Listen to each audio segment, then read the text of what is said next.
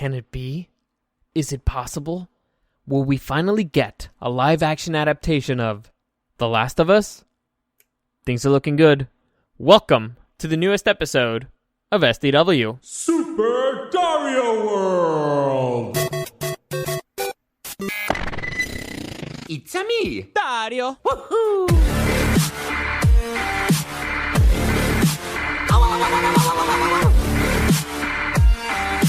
Let's go! So I had a very, very long, very annoying day. It was filled with a whole bunch of paperwork. Fucking paperwork, man. It sucks because, you have to do things the right way. I'm trying to do something, and I'm trying to do it the right way, legally, quote-unquote legally. And honestly, you kind of understand why there's so many criminals. It's just so that you don't have to deal with the fucking bureaucrats. You have to go get this thing over here so you can go over there so you can get another thing so you can come back here and you have to fill out a whole bunch of stupid stuff that doesn't really mean anything or that you don't really understand. So you have to do a whole bunch of research afterwards. Okay.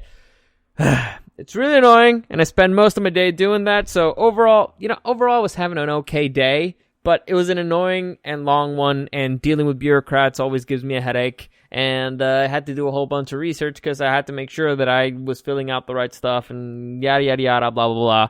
Doing things the right way, you should always do it. Don't be a criminal, but it's annoying, okay? It's a process. I'm venting.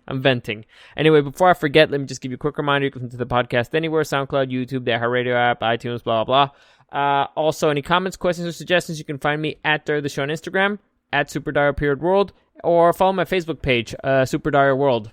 Helps out. I upload everything there. There's links to everything there. So, all right. Big news of the day. I was having a crappy day. A poopy day, as Emily would say, until I saw this piece of news. And my day, at first, I was a little bit concerned, and then my day turned around. It completely turned around. I was happy, because finally we have a plan with a little bit of meat on it. So, the headline is, The Last of Us series adaptation is in development by HBO. So there's a lot of things there, and let me break it down. But first off, for those of you who don't know, The Last of Us is a video game. It's created by Naughty Dog, and it's basically a survivor horror video game. It's one of the most popular video games of the 21st century. Let's say it like that, right?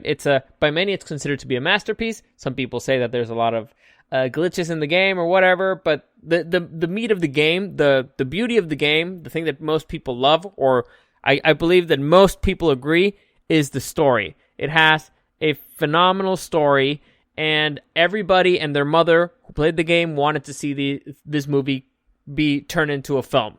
So what's the story about? By the way, the casting, well, I'll get into who everybody wanted to be in the cast and why.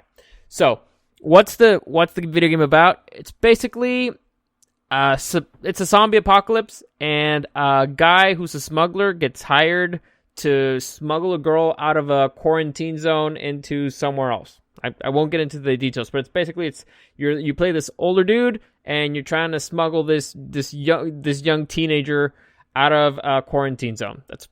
That's the easiest way I can explain it without giving any type of spoilers whatsoever. Now, the thing about what makes this zombie outbreak different is, I don't know if you ever heard, it made news a few years ago that they discovered a type of zombie ant in the Amazon, and what happened is that there's a type of fungus that ate the ant's brain, and so after it eats its brain, it kind of takes over its nervous system, and it starts moving the ant's body, and so that's how it allows it to find food. So basically, that's kind of what happened to humans. There's a type of fungus that eats your brains, and you become and it takes control of your body. It becomes a zombie, and it's basically moving around to feed. But these are runners, okay? These are the scary type of zombies, not just the walkers that no. Those are the boring ones. These are runners. And think of the White Walkers in Game of Thrones. These are runners. And there's different types. Some of them depends on how much the process of zombification has taken over their bodies, but their point is they're very aggressive, they're very violent, and they run. And they're very, very scary. It's a very fun game. It's kind of a stealth game.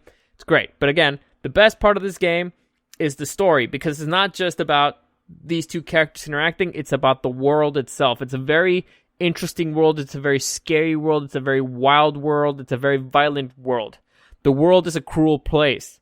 And these two kind of only have each other at this particular point. It's a great, great, great story. Love it. Love it. So, I'm very excited because this might be a shocker to you because I've been complaining a lot about video game movies lately. And the reason why I'm excited is because this would be a TV series. Now, why does that work? Because as I've complained before, a video game is usually, I think this one is over 20 hours of gameplay, which means let's say half of that is story, and I mean also gameplay story, not just cutscenes. Cutscenes, you can shorten it up, but it's also gameplay story. And so let's say it's 10 hours. You know what? Let's say it's 5 hours. You can't shrink that into a film. But however, in a TV show, you have room to work with. You have room to explore the characters, to actually get into the meat of the story. The game is divided by chapters. That could be an episode. It gives you time to actually spend with. That's the beauty of video games. You spend time with the characters. You don't have to like them immediately. They grow on you. This is something that happens in the particular video game. They grow on you. You get to understand why one character cares for the other because you've spent time with both characters. So it's great. That's the first thing. TV show, great. I'm very happy about this. Second, that it's HBO. As I just mentioned a few seconds ago, HBO had the White Walkers for Game of Thrones. The zombies here, very similar. So I'm guessing that first off, HBO has the money to invest in it, which they will. Probably. I mean, if they're looking to dip their toes into the zombie field, which they kind of did with Game of Thrones, but Game of Thrones is done. But this is it's a huge fucking title. It's an incredibly big, important title in the world of video games. So they're going to do it right. This could be a massive cash cow for them. This could be their Walking Dead. Well, actually, I mean, they could. I guess Game of Thrones is bigger than The Walking Dead, but this could be their next big thing. I guess that's a better way of putting it. Another thing that's really good, HBO uncensored, which is great because this video game is violent as fuck. All right, it's very violent. It's very brutal. Like I said, the world is a cruel place, to quote Mikasa. So it's that's also a good thing. HBO, perfect network for doing it. It actually they invest, they make high quality stuff. Now, next thing that's great, they hired the writer of the video game. So let me just check his name again. Neil Druckmann. So this dude actually wrote the video game. Nobody knows the story better than this guy. And so they got him and teamed him up with the writer Craig Munitz, who wrote Chernobyl. So Chernobyl, again, very critically acclaimed. Everybody who's seen Chernobyl has loved it. And it's very scary in its own way because you get to see how fucked up Russia was and how everything was there. So dude's a good writer. He's proven to be a good writer, and he will be collaborating with a guy who knows the story better than anybody else. So, like I said, it sounds like they're doing things right. It sounds like Sony is actually investing on this. Now, we still need to know who's going to be producing it. We still need to know who's going to be directing stuff. How are they going to handle that? But they got their foundations are good. So you got the original guy who knows the story, who knows the characters better than anybody else, and you got a legit writer who actually the way that dude adapted the events of Chernobyl was fantastic. So I'm not too concerned there. I'm not concerned, at least on the writing side. Also, this is a story that, in spite of being like a zombie apocalypse type of deal, it's very realistic. It kind of keeps its feet on the ground. It's not too ridiculous. You actually for a survival thing, it doesn't feel too far-fetched. You could actually feel like it could be like it's more of a character piece in a way, because it's mostly about the characters. The setting is very important. The setting adds to the tension, adds to the worlds, but it's mostly a character piece and how these characters interact with the stuff. If you guys ever watched Supernatural, the Supernatural, the actors have always said that the show is about the brothers, right? That's the most important thing. The setting, the hell, heaven, all that stuff, all the fantasy stuff is great, but the most important thing here is about the brothers. The Last of Us, the most important thing is about the two main characters. Their interaction, how they try to survive. So, this guy, Craig Muniz, who did in Chernobyl, seems to be pretty good with character, seems to be pretty good with adaptation, and the story lends itself to be adapted in a realistic way. So this might actually be like the most realistic zombie show that's been made for TV. Is HBO TV? I don't think so. Whatever. Doesn't matter. Point is, it's all good signs so far. HBO probably has the budget for it. They got the good writers. HBO's uncensored. All good so far. Now, why has this... Because there were rumors about the Last of Us being made into a movie. There were casting rumors. Everybody wanted it to be made. It was in production hell for years. Delayed production hell. They couldn't get anybody to make it because, again, adapting a 20-hour gameplay story into an hour and a half is not a good idea. It's not enough time. But there were some interesting rumors about casting choices that I actually really liked. First off, the girl, Ellie, the perfect choice there would have been Ellen Page because, honestly, Ellie looks just like Ellen Page. She sounds just like Ellen Page. Honestly, Ellen Page probably could have sued. Maybe she should have. But it was, let's just say it was uncanny how similar she looked to Ellen Page. However, I think Ellen Page is too old now. And that's probably going to be the key casting in this movie. And I mean key. That's the most important.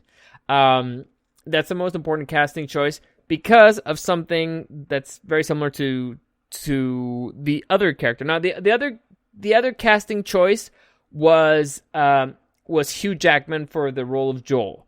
Now, Hugh Jackman actually it would be a legit choice for this role. And if you guys saw Logan, the final movie where he plays Wolverine, that movie took a lot from The Last of Us. There's a lot from The Last of Us in the movie Logan.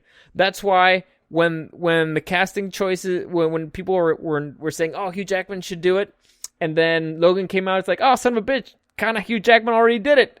But yeah, he would have been perfect for it. Who knows if he'd come back to do it? Because Logan is about, interacting with, like, grumpy old Logan trying to take this girl somewhere else, in a way smuggle her, but in her own Wolverine way. Anyway, so that's what that movie that's the thing about Logan was the key to Logan. Its success or failure was 100% on the girl, right? That movie was going to be great or suck if the girl did a good job. Because we already know Logan, we already know Professor X, we already know everybody, and but we have to care about saving this girl, right? She has to be she has to come through, and she has to be on par with these other two iconic characters at this point. Now, in The Last of Us, you have the advantage that it could be two unknown actors, really, but Ellie has to be a girl that you actually you care about.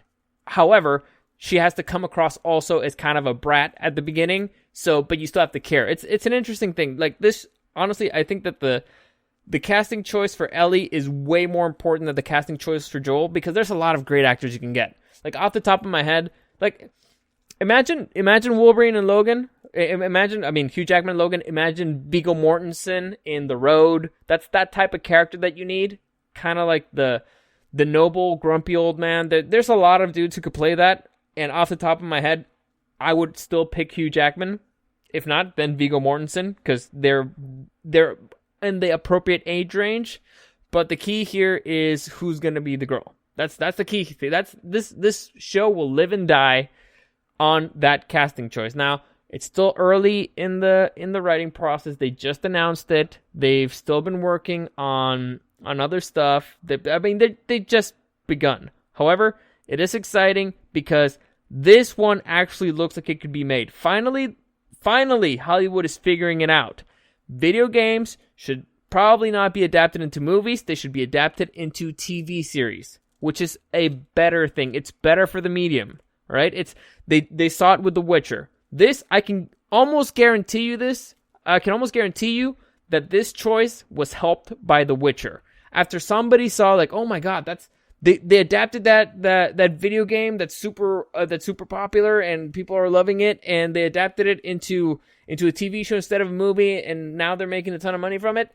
They still made the mistake of releasing all the episodes at once, but somebody somewhere saw that and it's like, that's the route. That's the way of the future. If we're adapting a video game, that's the route we should take. All right? That's smart. It gives you room to breathe. It gives you room to explore the characters. It gives you room to explore the world, which is usually extremely filled with details. People who make video games put so much hours of research into it. The experience is so immersive. And so I'm very excited. I'm very excited for this. This is just the first tidbit of news, but it was a good one. And I don't know. Let's see what goes from here. I'll keep you posted, but it's good so far. It's good. So that's it for today. Hopefully you enjoyed that. Hopefully you're as excited as I am. If you care, the sequel for The Last of Us Part 2 will be released on May 29th. I'm very excited for that.